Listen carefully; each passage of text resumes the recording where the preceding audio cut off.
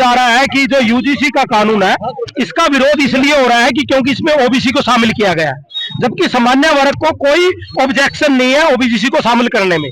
लेकिन इसमें जो मेन पॉइंट है वो ये पॉइंट है जो जिसके लिए विरोध हो रहा है कि सामान्य वर्ग को सुनवाई के लिए कोई भी प्राथमिकता नहीं दी गई, और जो कमेटी गठित की जाएगी उसमें सामान्य वर्ग को कोई हिस्सेदारी नहीं दी गई।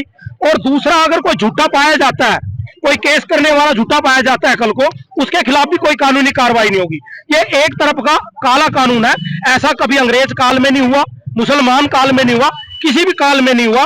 आपने देखा होगा भी हरियाणा के अंदर एक बहुत चर्चित कांड हुआ, रेलूराम पुनिया का कांड। उसके अंदर भी साबित होने के बाद भी उस परिवार को आज जमानत मिल गई है सुप्रीम कोर्ट से, ये कहकर कि ये भी आम आदमी का जीवन जी सकते हैं।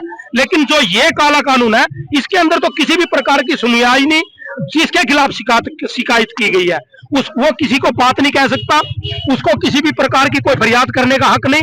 हमारा सिर्फ ये है, इस जो कानून आपने बनाया है 15 जनवरी को जो लागू किया है, इसको आप कैंसिल करें और सर्व समाज की मीटिंग बुलाकर, हाई कमान की मीटिंग बुलाकर सर्व समाज और सभी लोगों को भी, ताकि इनका भाईचारा खराब ना हो, इस प्रकार का दोबारा इम्प्लीमेंट किया जाए कि शोषित तो कोई भी हो सकता है।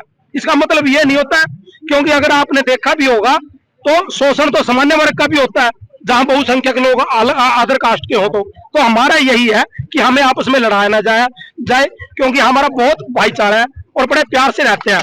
और जहां से मैं बोल रहा हूं, मैं कुरुक्षेत्र विधान सभा और कुरुक्षेत्र लोकसभा से बोल रहा हूं। आपने देखा होगा ये सीट सामान्य वर्ग की है, लेकिन हमने आपसी भाईचारा निभाते हुए सैनी समाज, जो ओबीसी समाज से आता है, गुरदयाल सैनी, कैलाशो सैनी, राजकुमार सैनी और नायब सैनी, हमने उनको यहाँ से सांसद बना के भेजा है। हमने कभी पक्षपात नहीं किया, जबकि जनरल कास्ट की वोटें भी ज्यादा है। तो हम यही चाहते हैं कि इस प्रकार का हमारे बच्चों के भविष्य में इस प्रकार का कार्य ना हो कि हम एक दूसरे को जहां भी मिले इस दृष्टि से देखें भी ये ओबीसी का है, ये एससी का है, ये सामान्य वर्ग का है। तो ये भाईचारा बिगाड़ने वाला काला कानून है, ये वापिस होना चाहिए।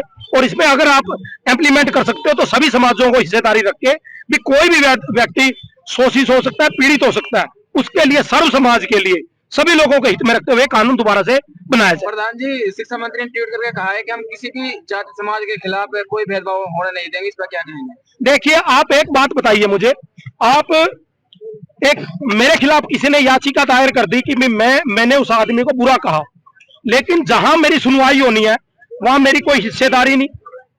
और दूसरी बात, जो शिकायत करता है उसकी कोई जवाबदेही नहीं है कि वो शिकायत करने वाला झूठा पाया जाता है तो उसके खिलाफ कोई कार्रवाई नहीं है।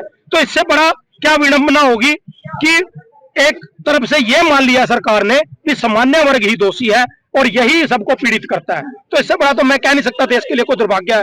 तो मैं तो यही कहूंगा कि धर्म, आपने पहलगांव वाली घटना देखी होगी, पहलगांव वाली घटना के अंदर एक बात हुई थी कि लोगों को धर्म पूछ के मारा गया, उनसे जाति नहीं पूछी गई, धर्म पूछा गया भी आप हिंदू हो या मुसलमान हो, उनको आपने डिक्लेयर कर दिया ये आतंकवादी है।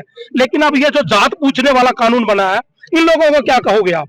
मैं तो आपकी मीडिया के माध्यम से, जो आपके चैनल से जुड़े हुए लोग हैं, उनसे पूछना चाहूंगा, अब जात को देख के जात को पूछने वाला कानून जो जिन्होंने लागू किया उनको आप क्या कहोगे? इससे बड़ा मेरे देश के लिए कोई दुर्भाग्य नहीं हो सकता।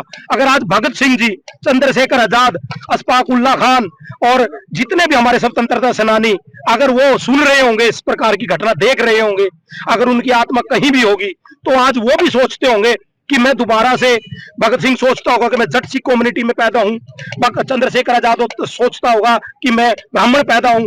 यार, पैदा होके करेंगे क्या? हमारे वर्ग और हमारे उस समय हमने जो स्वतंत्रता संग्राम की लड़ाई लड़ी, सबके हित के लिए लड़ी, सब लोगों के लिए लड़ी, हमने तो जात कम्युनिटी को नहीं देखा। लेकिन आज जिस प्रकार की 70 साल 75 साल की आजादी में ये पहली बार ऐसा कानून है जिसमें हमको कहा जा रहा है कि आप भाईचारा नहीं रखोगे, आप अपने आप को ओबीसी के रूप में देखोगे, सामान्य वर्ग के रूप में देखोगे, एससी और एसटी के रूप में देखोगे। तो मैं कहता हूं इससे बड़ा कोई देश के लिए दुर्भाग्य नहीं।